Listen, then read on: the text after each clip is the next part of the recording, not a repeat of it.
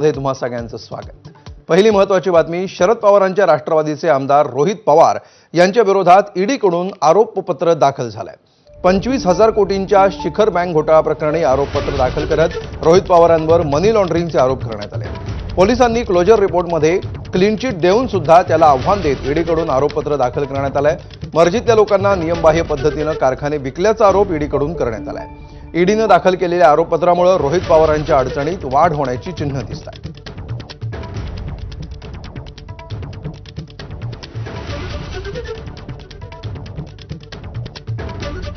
तर राजकीय हेतून विरोधामध्ये कारवाई होत असल्याचा दावा रोहित पवारांनी केलाय।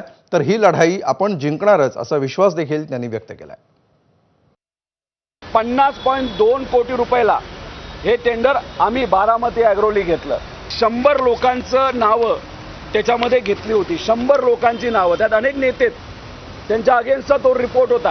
आणि ईडीली जी FIR फाईल केली त्याच्यामध्ये या 97 लोकांची नावं आहेत। नाबार्डली जो रिपोर्ट केला होता त्याच्यामध्ये माझ्या एकट्यावर त्या ठिकाणी कारवाई करण्याचा प्रयत्न हा ईडीच्या माध्यमातून झाला, राजकीय दृष्टिकोनातूनच झाला।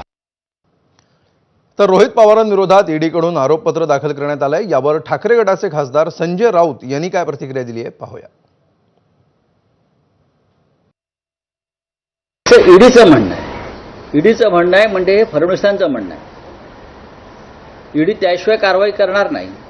ईडीकडे आम्ही 100 प्रकरणं पाठवली आतापर्यंत भ्रष्टाचाराची, किमान 100 प्रकरणं मी पाठवलेली आहेत भ्रष्टाचाराची।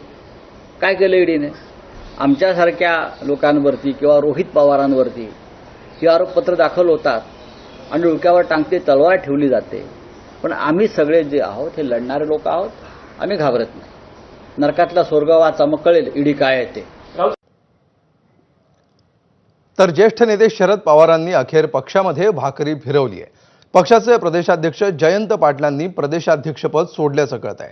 त्यांच्या जागी विधान परिषदेचे आमदार, पक्षाचे मुख्य